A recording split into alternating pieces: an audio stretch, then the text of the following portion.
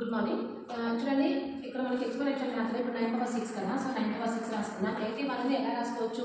9 స్క్వేర్గా రాసుకోవచ్చు. Okay, next 27ని 3 cube by 3/7.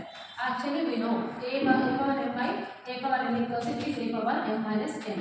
Okay, so 9/6 minus 9/2, okay, as can be written as like this, and 3 cube power minus 7.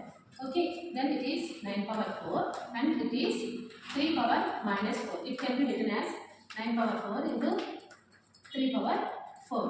Okay, so here 9 can be written as 3 square power 4 and into 1 by 3/4. It is 3/8 by 3/4. Then it can be written as 3/8 minus 4. So it is 3/4. So the answer is 3/4.